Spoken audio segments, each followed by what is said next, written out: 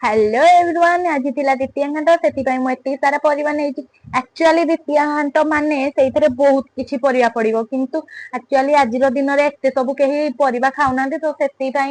जहाँ पारी अल्प टिके नहीं जाइए आउ ए सब को भल भाव भाजीदबा कहीं मत लगे टे भाजीदेले अधिक टेस्ट लगे तापर ये मसला रेडी कर मसला रे थिला पियाज रसुण अदा टमाटो आ सुखिला लंका तापर